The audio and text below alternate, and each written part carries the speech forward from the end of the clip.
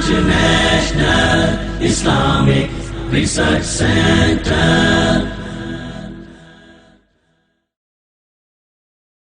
الله نور السماوات والأرض مثل نوره كمشكاة فيها مصباح المصباح في زجاجة الزجاجة كأنها كوكب دري يوقد من شجرة مباركة زيتونة بسم اللہ الرحمن الرحیم نحمده ونصلي على رسوله الكريم اما بعد فاعوذ بالله من الشيطان الرجيم بسم الله الرحمن الرحيم رب اشرح لي صدري ويسر لي امري واحلل عقدة من لساني يفقهوا قولي۔ قرآن پاک میں اللہ سبحانہ تعالیٰ فرماتے ہیں خلق الموت والحیات لیبلوکم ایکم احسن عملا، اس نے موت اور زندگی کو تخلیق کیا تاکہ تمہیں آزما کر دیکھے کہ تم میں اچھے کام کون کرتا ہے۔ ایکم احسن عملا، کہ تم میں احسن عمل، خوبصورت کام کس کے ہیں۔ سوال یہ پیدا ہوتا ہے کہ احسن عمل یا اچھا کام کون سا کام ہے؟ احسن عمل کی تعریف کیا ہے؟ احسن عمل کے لیے دو شرائط کا ہونا بے حد ضروری ہے۔ نمبر 1 کہ وہ کام اللہ کی رضا کے لیے ہو، اور نمبر 2 وہ رسول اللہ صلی اللہ علیہ وسلم کے بتائے ہوئے طریقے کے مطابق ہو۔ تو گویا جس عمل میں اخلاص نہیں وہ عمل اچھا نہیں۔ ملاوٹ والا کام اللہ کو پسند نہیں، اور اسی طرح اپنے حبیب محمد صلی اللہ علیہ وسلم کے طریقے سے ہٹا ہوا کوئی کام، خواہ وہ کتنا ہی بڑا کام ہو، وہ بھی اس کو پسند نہیں، اس لیے کہ اس کی نظر میں اسوہ حسنہ، خوبصورت نمونہ تو اللہ کے رسول صلی اللہ علیہ وسلم کی زندگی میں ہے۔ یعنی اخلاص یا حسن نیت کے بارے میں آج ہم گفتگو کریں گے۔ اخلاص کا لفظ عربی زبان کا لفظ ہے، خ لام صاد اس کا روٹ ہے۔ اردو زبان میں بھی ہم اس مادے سے نکلے ہوئے بہت سے الفاظ استعمال کرتے ہیں، مثلا خالص، مخلص، خلوص وغیرہ۔ تو اخلاص کا معنی ہوتا ہے کہ انسان اپنی گفتگو، اپنے عمل، اپنی جد و جہد، اپنی دوڑ دھوپ، ان ساری چیزوں کو اللہ کی رضا کے تابع کر لے۔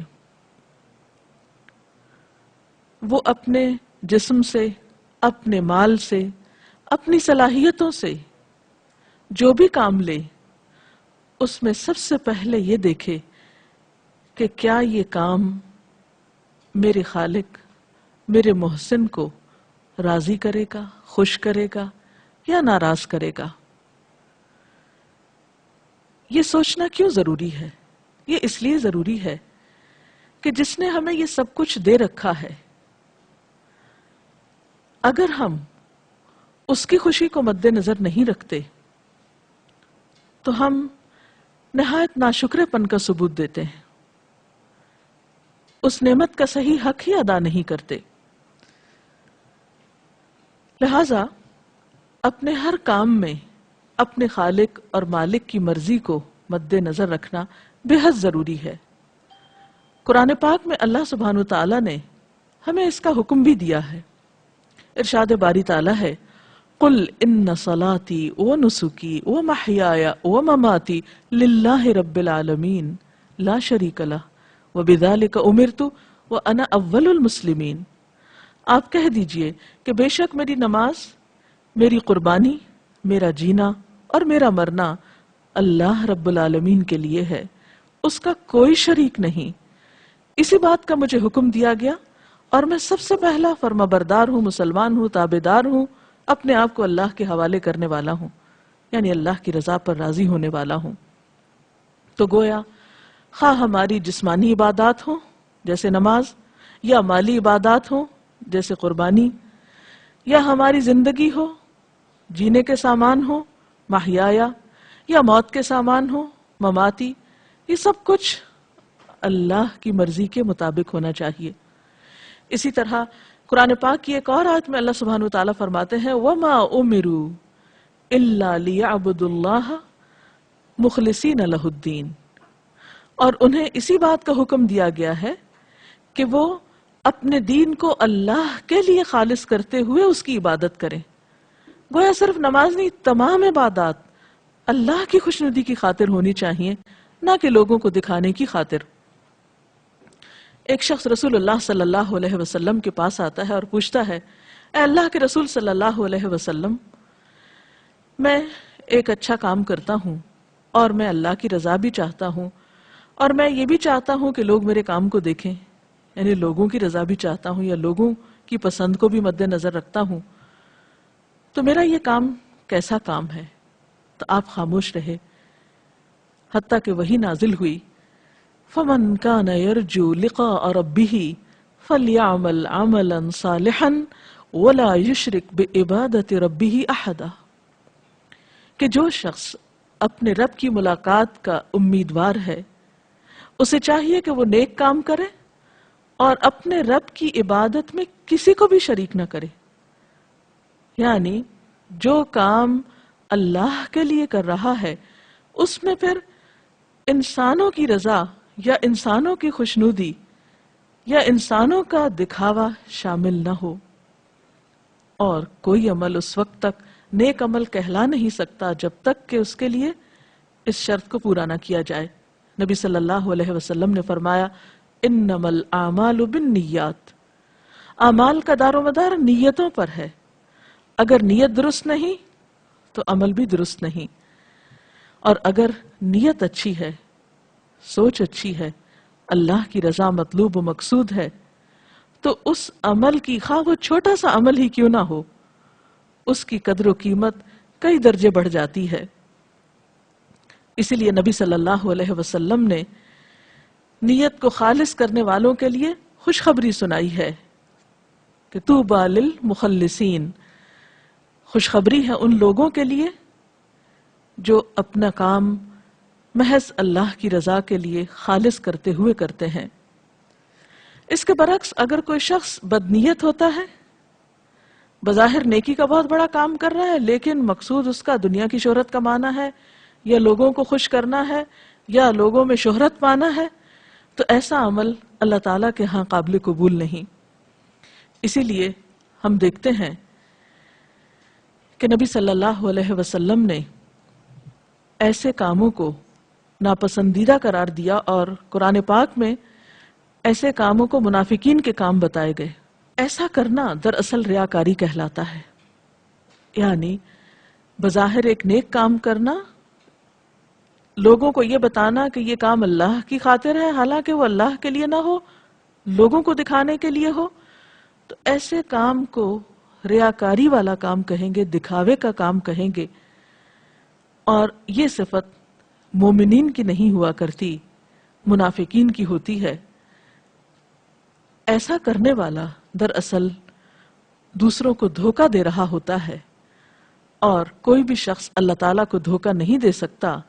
قرآن پاک میں آتا ہے ان المنافقین یخادعون اللہ وہو خادعہم وَإِذَا قَامُوا إِلَى الصَّلَاةِ قَامُوا كُسَالَىٰ يُرَاءُونَ النَّاسَ وَلَا يَذْكُرُونَ اللَّهَ إِلَّا قَلِيلًا، کہ منافق اللہ کو دھوکہ دیتے ہیں اور وہ ان کو دینے والا ہے، یعنی اللہ تعالیٰ کو کوئی دھوکہ نہیں دے سکتا، اور جب وہ نماز کے لیے جاتے ہیں تو سستی کے مارے، یعنی نماز کو ان کا دل نہیں چاہتا، اور وہ دکھاوا کرتے ہوئے جاتے ہیں، یعنی کبھی پڑھ بھی لیتے ہیں تو صرف یہ لوگوں کو بتانے کے لیے کہ ہاں ہم بہت نماز پڑھتے ہیں، اور وہ اللہ کو کچھ بھی یاد نہیں کرتے، یعنی نماز کے دوران بھی وہ اللہ کا ذکر نہیں کر رہے ہوتے، وہ ادھر ادھر دنیا کی باتیں سوچ رہے ہوتے ہیں۔ تو اس لیے یہ بات بے حد ضروری ہے کہ انسان کی ساری عبادات اللہ کے لیے خالص ہو۔ نبی صلی اللہ علیہ وسلم نے ایک اور موقع پر فرمایا ان اخوف ما اخاف علیکم الشرک الاصغر، کہ جس چیز کے بارے میں بہت زیادہ ڈرتا ہوں کہ تمہارے اندر آ جائے گی وہ شرک اصغر ہے، چھوٹا شرک۔ قالو لوگوں نے کہا وَمَا الشِّرْكُ الْأَصْغَرُ یا رسول اللہ، اے اللہ کے رسول صلی اللہ علیہ وسلم وہ شرک اصغر کیا ہے؟ قال الریا، فرمایا وہ دکھاوا ہے، ریاکاری ہے۔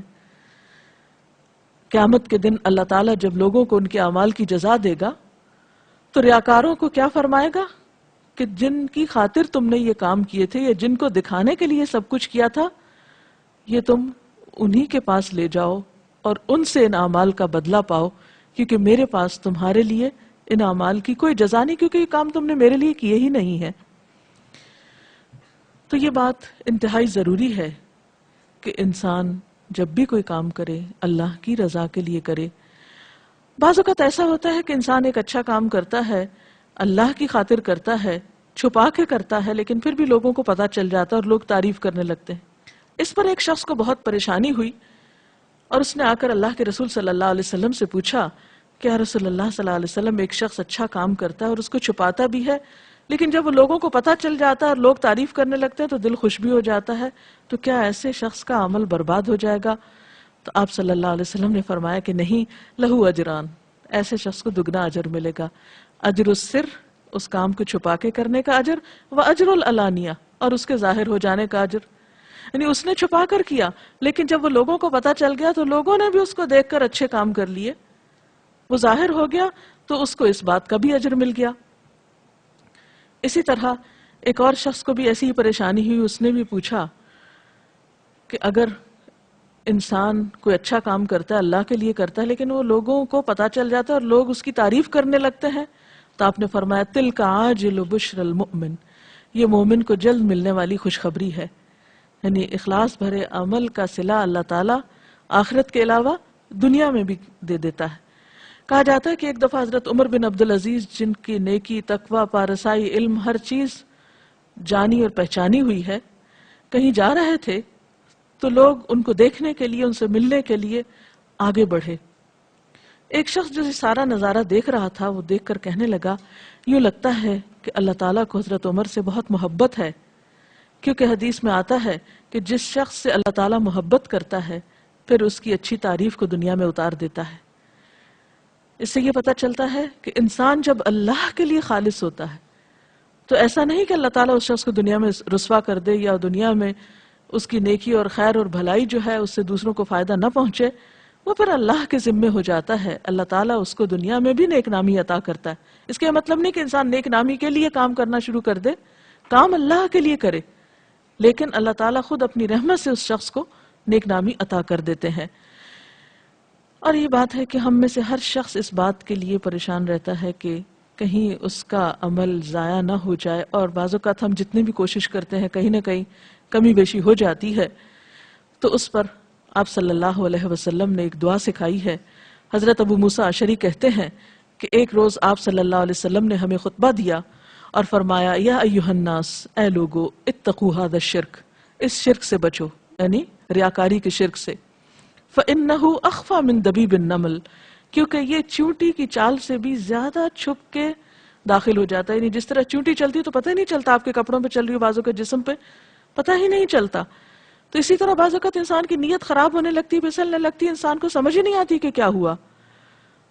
تو ایک شخص نے کہا وَكَيْفَ نَتَّقِيهِ، اللہ کے رسول صلی اللہ علیہ وسلم ہم کیسے اس سے بچیں؟ یہ تو بڑا مشکل ہے کہ جو چیز جس چیز کا ہمیں ادراک ہی نہیں ہوتا، پتہ ہی نہیں چلتا، اس سے کیسے بچیں؟ تو آپ نے فرمایا قال قولوا، آپ نے فرمایا کہو اللہم انا نعوذ بک من ان نشرک بک شیئا نعلمہ وَنَسْتَغْفِرُكَ لِمَا لَا نَعْلَمُهُ، اللہم، اے اللہ، اِنَّا نَعُوذُ بِكَ، بے شک ہم اپنے آپ کو تیری پناہ میں دیتے ہیں، مِنْ أَن نُشْرِكَ بِكَ شَيْئًا، کہ ہم کسی بھی چیز کو تیرا شریک ٹھہرائیں، نَعْلَمُهُ، جسے ہم جانتے ہیں، وَنَسْتَغْفِرُكَ، اور ہم تجھ سے بخشش طلب کرتے ہیں، لِمَا لَا نَعْلَمُهُ، اس شرک پر جسے ہم جانتے نہیں، جو ہمیں پتہ ہی نہیں چلا۔ تو حقیقت یہ ہے کہ انسان ہر دم اللہ کی مدد کا محتاج ہے، اور ایسی تمام برائیوں سے اسی وقت بچا جا سکتا ہے جب اللہ کی مدد ہمارے شریک حال ہو۔ اللہ تعالی ہمیں اس سے نوازے۔ اگر کوئی سوال اس سلسلے میں آپ کے ذہن میں ہو تو آپ کر سکتے ہیں۔ ڈاکٹر صاحب، آپ ہمیں بتائیں گی کہ ریاکاری میں اور منافقت میں کیا فرق ہے؟ منافقت کی تو کئی علامات بتائی گئی ہیں، بنیادی طور پر ریاکاری جو ہے وہ اخلاص کے منافی ہے، اور منافقت جو ہے وہ بھی اخلاص کی ضد ہے۔ منافق شخص اللہ تعالیٰ کے ساتھ جب اپنا معاملہ صاف نہیں رکھتا تو لوگوں کے ساتھ بھی اس کا معاملہ اخلاص پر مبنی نہیں ہوتا۔ منافقت میں تو جھوٹ، بدعہدی، امانت میں خیانت، یہ تمام چیزیں آتی ہیں، اور یہ تمام صفات اسی شخص کی ہو سکتی ہیں جس کے دل میں خدا کا خوف نہ ہو۔ اور خدا کا خوف اخلاص ہی سے پیدا ہوتا ہے کہ جس شخص کے اندر یہ یقین ہو کہ میرا رب مجھے ہر جگہ دیکھ رہا ہے اور اس سے کوئی چیز بھی چھپی ہوئی نہیں، تو اس بنیاد پر وہ ان تمام چیزوں سے بچنے کی بھی کوشش کرتا ہے جو منافقت کے اندر آتی ہیں۔ پھر کہ نیت کا تعلق انسان کے دل سے ہے اور دل کی حالت کبھی یکساں نہیں رہتی، تو اس عمل میں اکثر اوقات نیت بدلتی رہتی ہے، تو کیا سارے اعمال ضائع ہوتے رہتے ہیں؟ اس سلسلے میں بات یہ ہے کہ اللہ تعالیٰ سے اچھی توقع رکھنی چاہیے، اچھی امید رکھنی چاہیے۔ یہ آپ نے درست فرمایا کہ دل ایک حال میں نہیں رہتا، بدلتا رہتا ہے۔ آپ اچھی نیت کرتے ہیں اور ابھی کام مکمل نہیں ہوتا کہ نیت بھی ساتھ ہی بدلنے لگتی ہے، تو ایسی صورت میں مایوس ہونے سے بچیں اور اللہ تعالیٰ سے خیر کی توقع رکھیں، اور جو ہی احساس ہو کہ نیت میں کچھ فرق آنے لگا ہے پھر پلٹ آئیں۔ توبہ کا مطلب ہی پلٹنا ہے، بار بار بار پلٹنا ہے، کیونکہ جب انسان کسی جگہ پر پھسلتا ہے تو پھر وہیں بیٹھ نہیں جاتا بلکہ پھر سنبھلتا ہے۔ تو نیت کی پھسلن کا شکار ہو کر بھی انسان کو ساتھ ساتھ سنبھلتے رہنا چاہیے، اور کوشش کرتے رہنے سے انسان کافی حد تک اس پر قابو پا لیتا ہے، اگرچہ اتنا آسان نہیں۔ سفیان ثوری کہتے ہیں کہ سب سے زیادہ مجھے جس چیز کے کرنے میں مشکل پیدا ہوئی یا جو مجھے مشکل لگی وہ نیت کی درستگی تھی۔ یعنی بہت سی برائیوں پہ قابو پا لیا، لیکن نیت کی اصلاح، اس پر سب سے زیادہ محنت کرنا پڑی۔ اور یہ نیت کی درستگی انسان کو ایک باشعور انسان بناتی، ایک الرٹ انسان بناتی ہے جو ہر وقت چوکنا رہتا ہے، محتاط رہتا ہے۔ ضرورت مند لوگوں میں اگر غیر مسلم آ جائیں تو کیا اس میں بھی ہمیں اللہ کی رضا کا خیال رکھنا چاہیے اور اپنی نیت خالص رکھنی چاہیے؟ جی ہاں، انسان نیکی خواہ کسی مسلمان کے ساتھ کرے یا غیر مسلم کے ساتھ کرے، کسی انسان کے ساتھ کرے یا جانور کے ساتھ کرے، اپنے کے ساتھ کرے یا پرائے کے ساتھ کرے، دوست کے ساتھ کرے یا دشمن کے ساتھ کرے، بھلائی کسی کے ساتھ بھی جب انسان کرتا ہے تو اس بھلائی کو اللہ کی خاطر کرنا چاہیے، کسی انسان پر احسان جتانے کے لیے نہیں، کیونکہ احسان جتانا نیکی کو ضائع کر دیتا ہے۔ قرآن پاک میں اللہ تعالیٰ فرماتے ہیں لا تبطلوا صدقاتکم بالمن والاذی، احسان جتا کر، اذیت دے کر اپنے صدقات کو ضائع نہ کرو۔ تو احسان جتانا یعنی نیکی کرنے کے بعد بار بار احساس دلانا کہ میں نے تمہارے ساتھ بہت کچھ کیا ہے، اس سے نیکی ضائع ہو جاتی ہے۔ کسی کے ساتھ بھی بھلا کریں، اللہ ہی کی خاطر کریں، اس کی جزا کی توقع اسی سے رکھیں۔ ڈاکٹر صاحبہ مجھے پوچھنا تھا کہ اگر کسی کو سکھانے کے لیے نیکی کی جائے تو اس میں پھر کس طرح اپنی نیت پہ کنٹرول کیا جائے؟ جیسے کسی سکھانے کے لیے یعنی صدقہ کی ترغیب دینا ہے تو اس کے سامنے ہم کرتے ہیں۔ اب دیکھیے کہ نیت پر کنٹرول چھپی ہوئی نیکیوں میں آسان ہوتا ہے، لیکن جو کام ظاہراً کیے جاتے ہیں ان میں مشکل ہوتا ہے۔ اور یہ بھی ایک ضرورت ہوتی ہے کہ انسان کو بعض کام ظاہراً کرنے پڑتے ہیں، ہر کام تو آپ چھپ کے نہیں کر سکتے، آپ کسی غار میں جا کے چھپ نہیں سکتے، آپ کو دنیا میں رہنا ہے، لوگوں کے ساتھ معاملہ کرنا ہے۔ تو ایسی صورت میں انسان حد الوسع اپنے آپ کو یاد دہانی کراتا رہے۔ قرآن پاک میں اللہ تعالیٰ فرماتے ہیں ان تبدوا الصدقات فنعما ہی، اگر تم دکھا کے بھی صدقہ دو تو وہ کتنا اچھا ہے، دکھانے سے مراد ریاکاری کر کے نہیں، مطلب ظاہراً بھی دو، تو کیونکہ آپ کو دیکھ کے اور لوگوں کو بھی خیال آئے گا اور بھی سیکھیں گے، لیکن اس میں پھر انسان تجدید نیت کرتا رہے۔ اگر اپنے اعمال کے بارے میں ریاکاری کا خیال بہت آئے یا اپنے منافق ہونے کا وسوسہ بہت تنگ کرے تو کیا کرنا چاہیے؟ اس وسوسے کو جھٹک دینا چاہیے، کیونکہ ایسی منفی سوچیں انسان کو عمل سے دور کر دیتی ہیں۔ کسی بھی غلط کام کا احساس اس حد تک تو اچھا ہے کہ انسان اپنی اصلاح کر لے، لیکن اگر کوئی بھی خیال انسان کو عمل سے دور کر دے، عمل سے روک دے، تو وہ خیال پھر انسان کے لیے ایک وبال جان ہے، اس سے پناہ مانگنی چاہیے۔ اگر نماز میں اکثر خیالات آتے ہیں، منفی سوچ آ جاتی ہیں، تو نماز تو فاسق نہیں ہوتی ہے ہماری سے؟ یعنی نماز کے دوران اگر انسان کو وسوسے آئیں تو کیا نماز فاسد ہو جاتی؟ یہ ہے سوال آپ کا. نہیں، ان خیالات پر انسان کی پکڑ نہیں ہے جن پر انسان کا اختیار نہیں ہے. یعنی آپ جان بوجھ کے نہیں سوچے چلے جا رہے، خیال آ گیا اور چلا گیا. جس چیز سے منع کیا گیا وہ یہ کہ انسان جان بوجھ کر خیال لا کے پھر اس کو فالو کرے اور سوچتا ہی چلا جائے اور پورا نماز کے اندر ایک کہانی گھڑ لے، تو یہ بات درست نہیں ہے. خیال آئے جھٹک دے، آئے جھٹک دے، اور بار بار اپنے آپ کو اللہ کی طرف متوجہ کرتا رہے. اس کے ساتھ ہی آج کے پروگرام کا وقت ختم ہوتا ہے.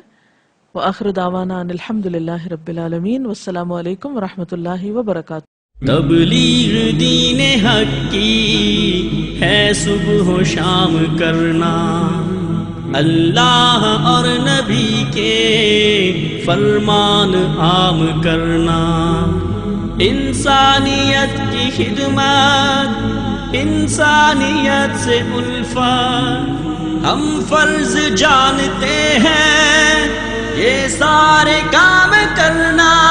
International Islamic Research Center